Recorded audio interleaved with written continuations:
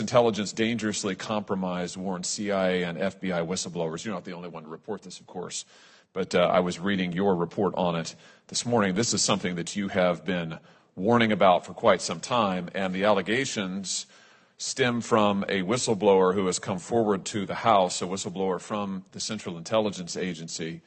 I have the letter, the relevant letter here from the House Oversight Committee. The whistleblower alleges that a CIA team was paid to change its assessment of the origins of COVID-19. Do I have that broadly correct? Is that your understanding of the report? Yes. This is obviously a bombshell report, deeply, deeply troubling. I'm glad that the House is going to look into it. We should look into it. What caught my attention is you point out in your article on this that the government has deliberately violated the COVID Origins Act, which this body passed unanimously, which the House passed, the President signed into law. Maybe he wasn't so happy about signing it into law, but he did. It is the law of the land, and which required that all of the government's intelligence on the origins of COVID be made public. Instead, what the administration did was offer up a summary, which they then in turn heavily redacted. And you point out that in addition, the administration refused to report the names of scientists who fell ill at the Wuhan Institute of Virology in 2019, despite the fact they know the names. The intelligence community knows the names. Now, you're absolutely right to say this is a violation of the COVID Origins Act, and I would know because I wrote it. So I'm not very happy about the fact that this administration continues to flout, completely ignore public law passed, again, unanimously by the United States Senate. For what end, I can't tell. I can't figure out why in the world. I don't know what partisan gain there is to it. Why in the world they want to lie to the American people. You conclude your article by saying the government has become extremely comfortable with lying to us. Just explain what you mean by that and tell us why you think this is so significant. Well, sure. And just on the very specific point of we were the first to identify the three people that contracted the coronavirus in China. They were the people working on gain-of-function research in the Wuhan Institute of Virology. The Wall Street Journal confirmed our reporting 2 weeks later, and then I think it was 1 week after that or a few days after that, the ODNI report came out, and it did not reveal this information. And we had multiple sources. The Wall Street Journal, we have no idea if the Wall Street Journal sources were the same, but I think we're clearly seeing a lot of abuses of power occurring in multiple executive agencies. So we've seen it with the FBI. One of the things that we noted yesterday was that we saw perverse incentives in the FBI to go after so-called domestic violent extremism, pulling an agent off of things like child exploitation onto really hyping a set of cases that particularly appeared to be aimed at spreading disinformation around the idea that there is a significant increase of domestic extremism when we don't think that the evidence shows that.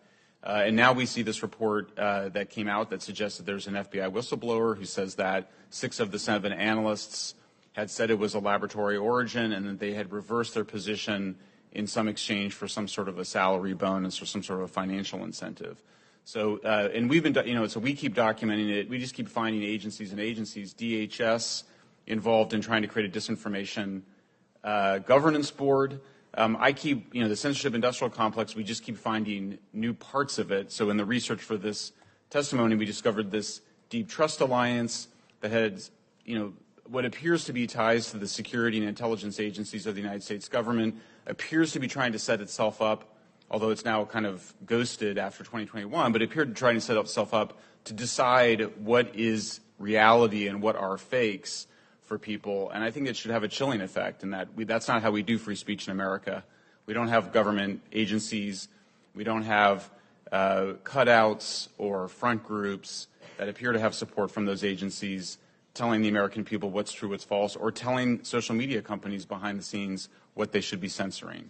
And just to that last point, we now know, thanks to the case Missouri versus Biden, that that's exactly what this administration, from the White House to the FBI to the State Department to the CDC to CISA, have all been meeting with the social media companies for years now, giving them direct commands about what to censor and take down, naming specific accounts and specific speech they want suppressed, threatening the social media platforms if they don't do it, and remarkably, and I'm quoting the court here, the Fifth Circuit Court of Appeals, and there's a huge evidentiary record. Everybody can go, don't take my word for it, go read the record. It's all on the record from the district court. What the Fifth Circuit said is, remarkably, the social media platforms all complied. All of them. They all agreed to be tools of the United States government and to censor what they were ordered to censor, to suppress the speech they were ordered to suppress. You're a journalist.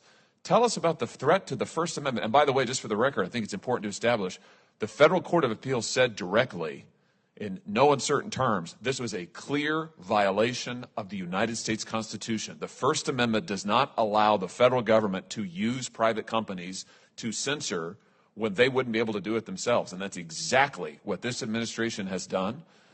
Tell us as a journalist the threat to free speech, to freedom of the press from this kind of collusion between a very powerful government trying to hijack every media company it can get its hands on.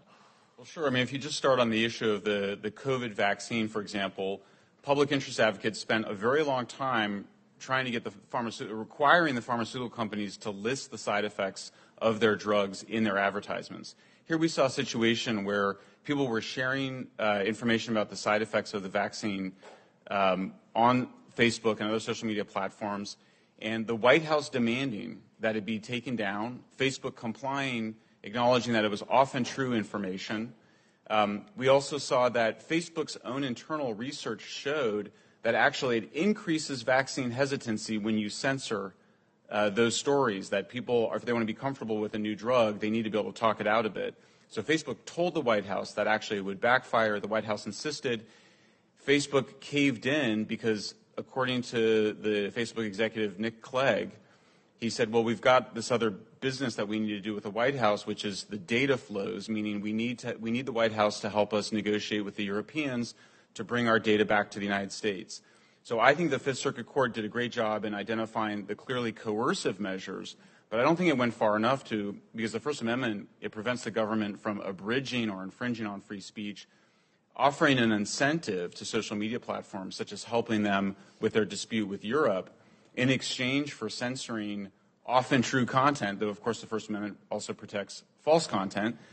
I think it's a very chilling effect. I think it's very disturbing. Anybody that cares about holding powerful entities to account should be disturbed by what we saw take place on Facebook, on Twitter, and I think we just have to remind ourselves. And what disturbs me when I hear sort of the conversation around AI coming into it, sort of with the beginner mind, I hear a lot of talk about how to protect the public from harm.